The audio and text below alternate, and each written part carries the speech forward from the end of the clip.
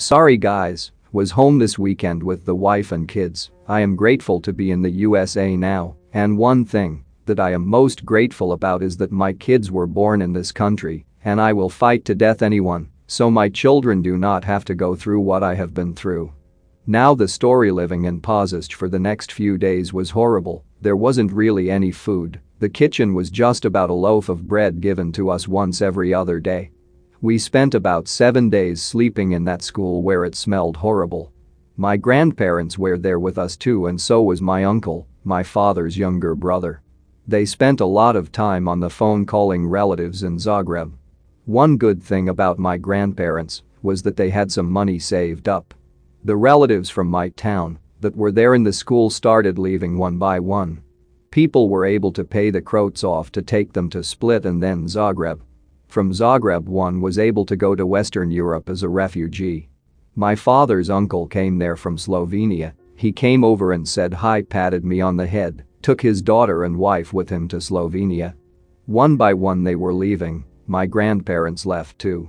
This all happened within a week, as living in that school was horrible. The weather was crap too. There was no water, no showers, the bathrooms were outside. Sleeping with old sick people, young children crying all night long. No medicine and no food only made it worse. You could smell dysentery and the suffering of the people. My father was always walking around looking for work. Of course the Croats had no money or food either, so they weren't much help, and the relations between Croats and Muslims in Bosnia were not good as clashes between the armed groups erupted. Croats switched seats with Serbs or Muslims, whoever they wanted to or seen better fit. The Muslims had to do what they had to do survive. In Sarajevo they opened their own weapons manufacturing firms. Bosnia was the largest concentration of weapons on the planet at that time. In Pozist there was a little Croat-owned grocery store. People would come get their relatives and they would buy them all kinds of sweets. I would walk by and just wonder what it would be to have a piece of cake or chocolate. My father's friend recognized me by the store as he came to get his family. Of course you had to pay the Croats off with money to get your family out. He saw me, patted me on the head and said, "Are you so-and-so's son?" I said yeah. He said, "Come in the store with me, get whatever you want, buy some for your brother and sister too." I bought a bunch of stuff, but to be honest I did not feel like eating any of it. I started thinking about my dog at home and how he would chew gum with me, how he would eat whatever I was eating. He would even drink beer, then lay on his back and hallucinate with his feet up in the air. There was a house and a cafe nearby the school where all the refugees were. In the school the refugees were told not to venture out as the Croats are armed and pissed off, and some people were beaten badly by the Croats. My father went every day as he passed by the house with the cafe nearby the school. The owner had a bunch of people working digging a septic tank, a big hole that later becomes a concrete box where the septic goes into and then is emptied by a truck. As the men were digging, my father walked by and asked if he could help. The Croat said yeah. After doing that for about 3 days on an empty stomach, the owner of the house, a Croat, asked him to eat lunch with them. He asked my father if he is hungry. My father said, "Yes, I have not eaten for 3 days." The Croat's wife, a beautiful and gentle woman, said, "Bring your family here tonight, you are going to stay here and eat here until we are able to figure something out." My father brought us there. We stayed there for about a week until the Croat, whose name was Drago, figured out a way to get us to Split. About a week later we decided to go to Split. He put us in his car and drove most of the night with his lights off so the Croats could not see us. His wife sat at home and prayed for our safety. Whenever I go back to Bosnia, I will stop by Pozist and thank that family. We arrived to Split. We thanked Drago. He dropped us off at a hotel, a very nice classy hotel. My first time seeing something like that, beautiful marble floors, just a huge hotel. We sat there for about 4 hours. It felt uncomfortable, just like a family of 5 bums sitting in a nice hotel. The visitors and guests were looking at us like we were scum of this planet. My mother has a big extensive family throughout Croatia. She had some kind of a distant relative that lived there. She was married to a Croat in Split. She came over and got us. She placed us at her home, filled the fridge with milk and chocolate. Told me have anything you want. That morning I went down to the docks to see the boats. This was my first time seeing the Adriatic Sea. In school we learned that sea and ocean water is salty. I knelt down, put my hand in the water and tasted it. It was salty. By this time my grandparents were in Croatia. So were my mother's grandparents. They were in Croatia as well. Novi Vinodolski. A small coastal town that is beautiful, where my mother's uncle had a huge house and a nice restaurant. In Split my mother contacted her brother who lived in Slovenia with his family. He spent 3 days in front of the Croat embassy waiting for the paperwork to come get us from Split. While we were in Split, and I was walking around looking at the beautiful city and the sea, the woman where we stayed was running down the docks towards me. She said get back in the house and do not come out at all. A family of Muslim refugees was staying at some Croats garage by the road. Someone lobbed a grenade in the garage and a couple people were killed. She said I cannot be seen outside and that it was dangerous for me to be out there at all day or night. The next few days we waited for my uncle to come get us. One evening he finally showed up. He walked through the doors and he had tears coming down his eyes. He said you have no idea what I had gone through to come get you guys. The last 2 months I did not know whether you were alive or not. My uncle was able to get us papers to get into Novi Vinodolski to live with my mom's uncle. We got into cab and got on the bus. For some reason we traveled via boat to Novi Vinodolski.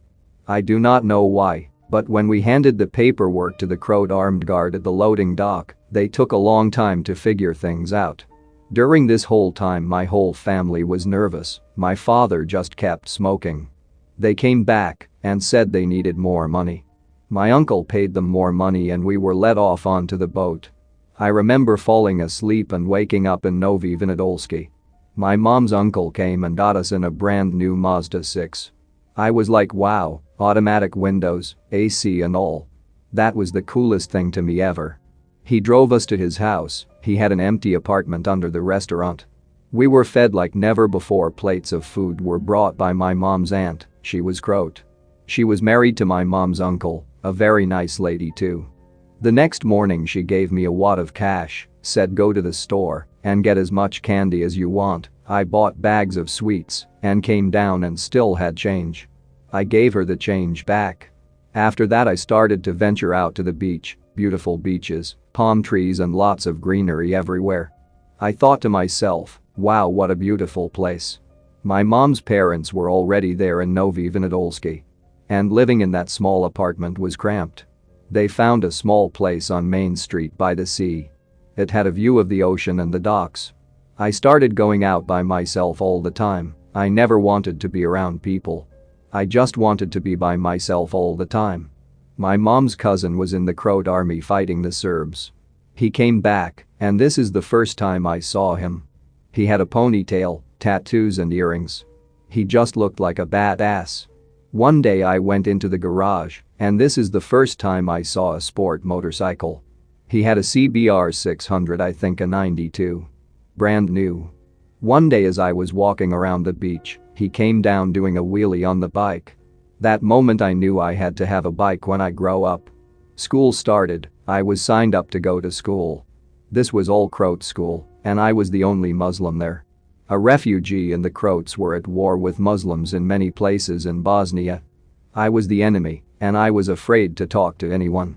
My mom and grandparents stayed at home and did not go anywhere. My sister and brother did the same. My father found a job at some construction firm and was working there. Some days he would get in a car with a couple other guys, a brand new A8 Audi or a BMW 5 Series, and they would be gone for days, dressed nice and all, and come back with money. I do not know what they did or how they made money, but my dad paid for the rent and for the food for us.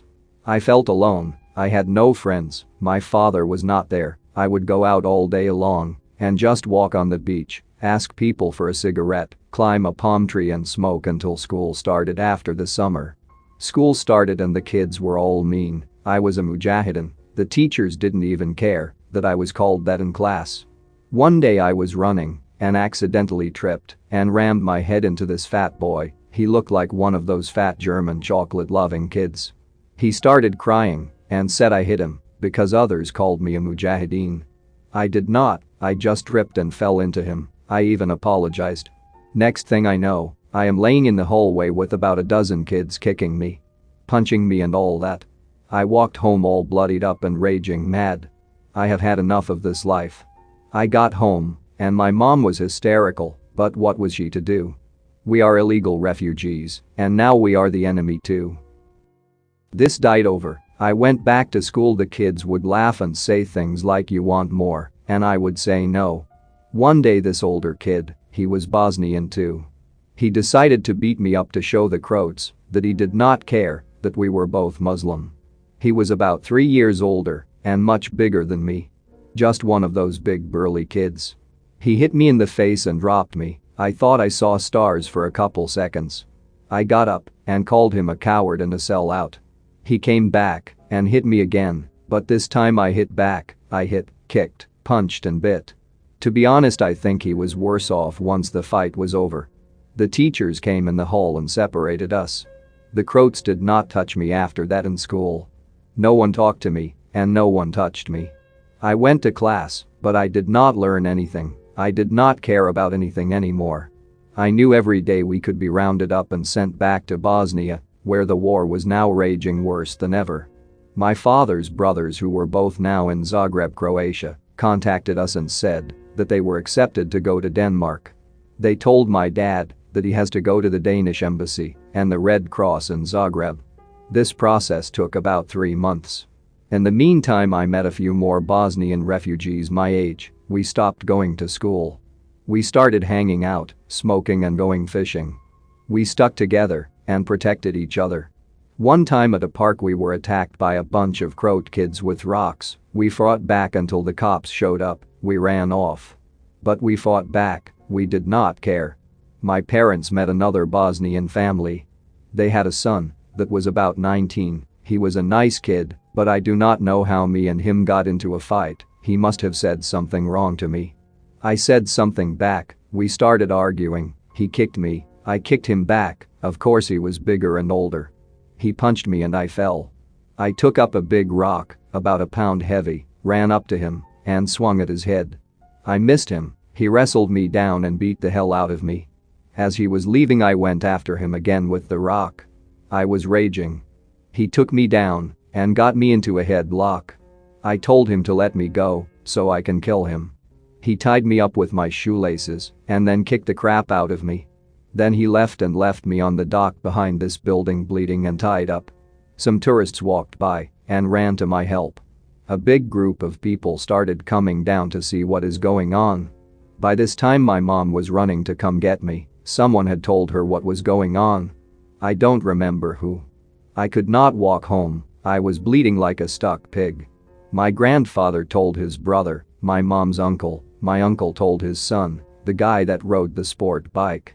He came the next day to talk to me. I told him that it was my fault. Nonetheless, the next time I saw that 19-year-old, his face looked like it was ran over by a freight train. He was scared to look at me after that. I spent a lot of time fishing and watching the sea. I envisioned myself being a pirate and leaving this life and this place. The place was beautiful, but I knew that it was not my home and that I was not welcome. Finally, we went to Zagreb to the Danish embassy. The paperwork was done and we were ready to go. In 30 days we will be leaving Croatia for Denmark. I did not know whether to be happy or to be sad. I was leaving Croatia, but I was sad that I was going further from my home and family. My uncles were leaving a few weeks before us by bus to Denmark.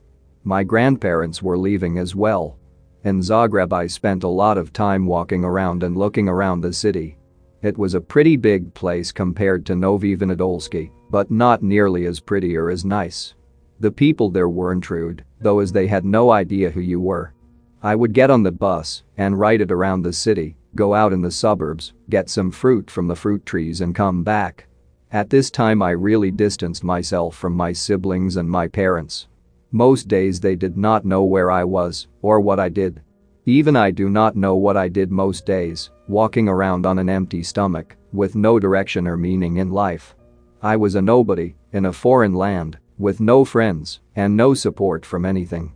Finally the day came to go to Denmark. We got on the buses, and it was a long 3-day drive to arrive to Denmark. That was a horrible trip. Sleeping in the bus for days, sleeping sitting up was horrible. We arrived to Copenhagen finally. My father was interviewed, we were interviewed.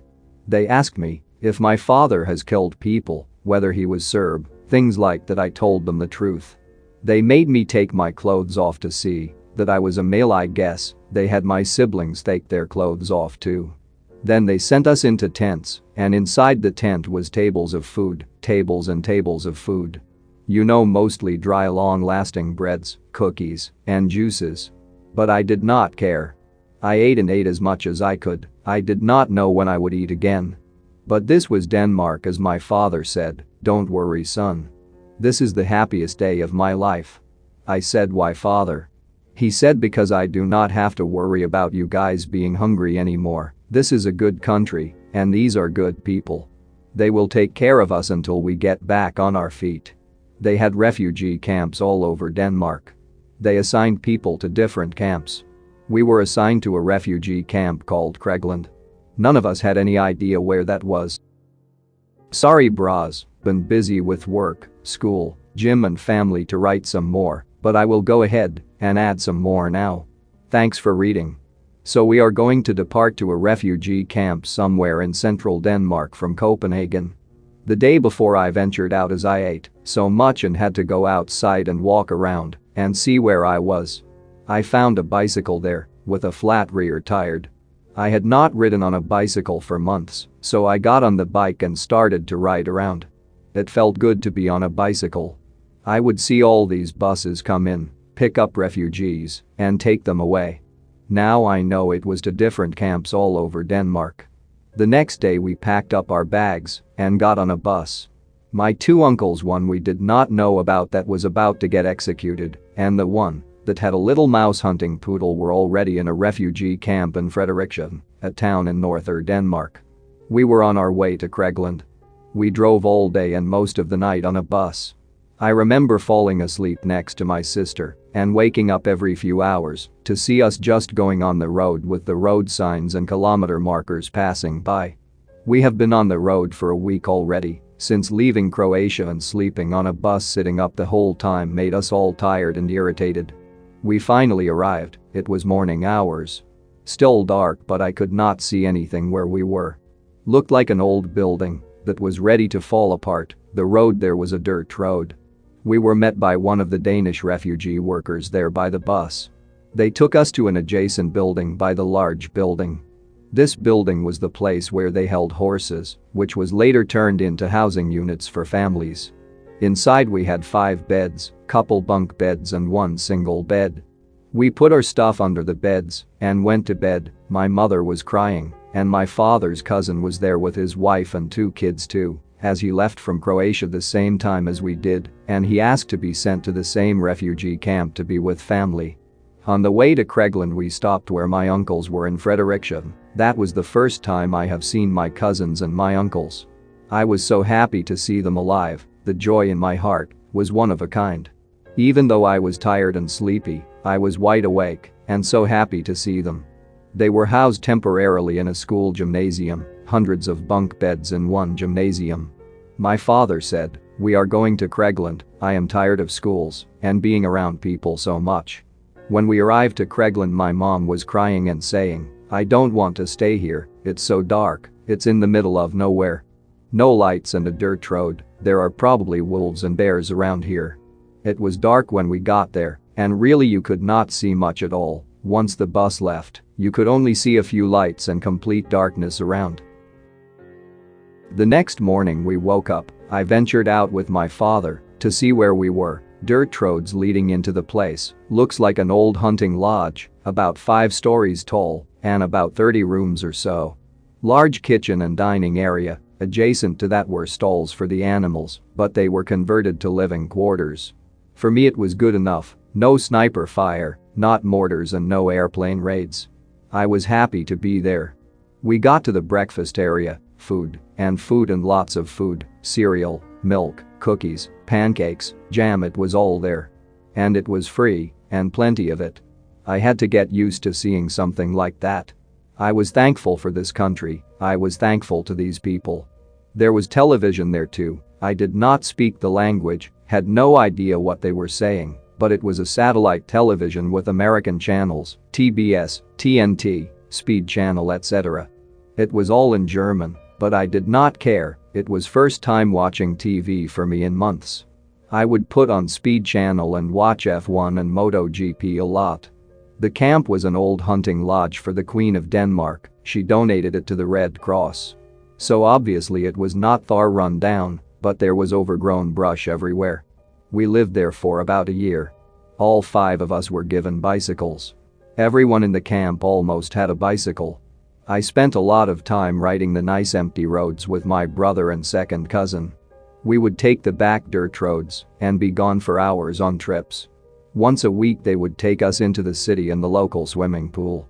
I loved going there and swimming in the pool. For me, life was good after the war in Bosnia. I spent a lot of time going fishing with my father, he changed a lot, he did not speak much at all. I did not speak much at all either, we could spend 6 hours in one spot fishing without saying a word to each other. We were allowed to go to the local school in the town nearby. I had a really hard time adjusting to the people there. The Danish kids and the girls were really nice to me.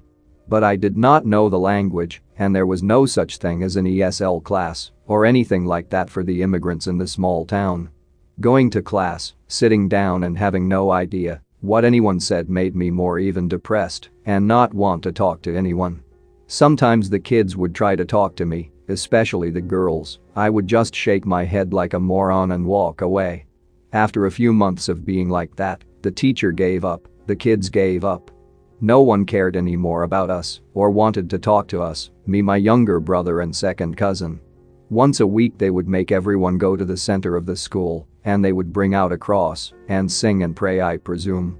At first we went there and did not know the language or what was said, on top of that we were Muslim faith and felt like we were being harassed for that. In Bosnia we were persecuted, shot, murdered and all that, and here we are again being made to stand in attention under the cross. One day I decided that I wanted to go outside and play basketball while the Danish kids had their prayer. I did not want to bother them or say anything since I did not speak a word of Danish. As I was heading for the door, one of the teachers I had never been in class with grabbed me by my arm and pointed to the cross, yelled at me something, and put his hands on my shoulders, grabbed me by my ear, and led me back to the spot where I was.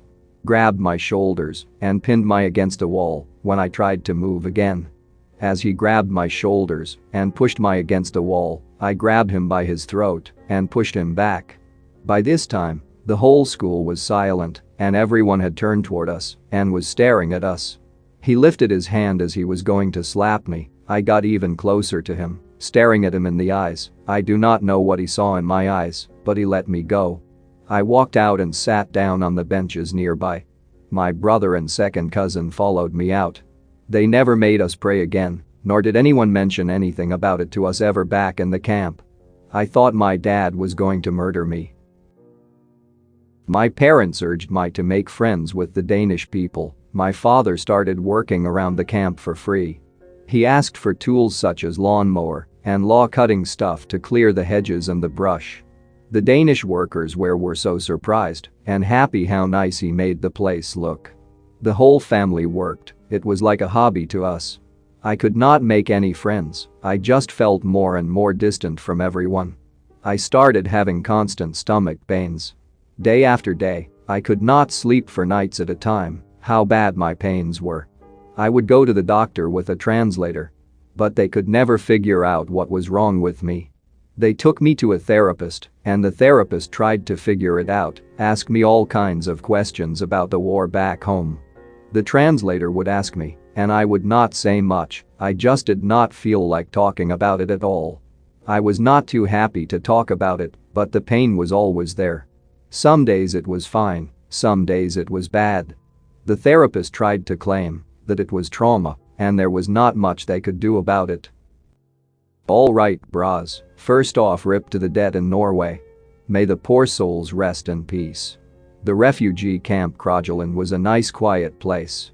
My family living there was safe, and we lived day to day.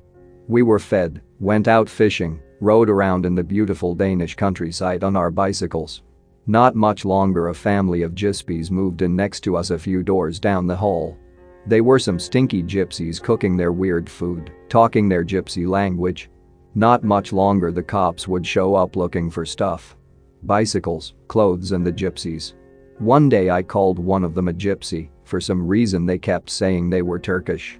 One of the older sons, he was about 25 or so, spit on me when I called him a gypsy. I started raging, even though I was only 11. My father heard the commotion in front of the door and came out. Grabbed me by my shirt and said, "What is wrong?" I said, "The gypsy right there spit on me." My father asked him, "Why?" The guy said I called him a dirty gypsy. Of course you could see the spit on my shirt. My father looked at the gypsy, said, "Come here." Made me apologize to the gypsy. I apologized. Now he said spit on him back. I spit back on the gypsy. He said, "There, now you are both even." The gypsies brought more gypsies. One was named Ahmed and had 2 sons. Cutest little guys with dark hair, about 3 and 4 years old. They were like little monkeys. He would beat his wife just to beat her. We would hear her cry, but no one did anything. There we met some Serb guys too. 3 young Serb guys. One day as I went to the kitchen to get some yogurt, they called me a degrading name for a Bosnian Muslim. I told my dad. My dad and his cousin went to talk to the Serbs. I remember my dad saying something like, "If you have some degrading stuff to say, and the balls to say it, come talk to me, not to a child." Sometime later the Serb guys got in a fight with some other Bosnian family. They ended up being transferred to another camp after they left the hospital. They picked the fight at the wrong time. The whole camp of Bosnians went into the room where the Serbs were and jumped them. Alright bras, continue the story finally. We moved from the small hunting lodge resort to a bigger refugee camp in northern Denmark in the city of Frederikshavn. There the 5 of us slept in one small room so we can be closer to my father's 2 brothers. We got there and it was the usual, lots of refugees, lots of walking around, lots of doing nothing. In the main hall we had some foosball games and a pool table. I spent a long time playing foosball and meeting new friends my age. We played soccer about 4 to 8 hours a day, 4 versus 4 every day. I got really good in soccer, so good that when I came to the USA and started playing on the team I was shaking off my whole team just toying with them, even the coach. But that is another story. Frederikshavn was a nice little town by the sea. Cold and windy, but on nice days it was very nice as I would ride my bike to the soccer field with friends and play soccer. We started going to school, but in school we were the refugees, and the Danish kids did not like us. I think I started 7th or 8th grade. The school went up to 12 grades, and there were some big tall blonde dudes that had it out for us. I remember one day we went to some kind of a youth inner city place to play with go-karts and basketball. I got into a pushing match with some bigger kid that was at least 17, Danish kid. He punched me in the nose and made my nose bleed while I was sitting down. By the time I got up the counselors there already got us separated. I was 13 and that time, and I'm sure the kid would have kicked my arse either way. If you enjoyed this video, don't forget to subscribe.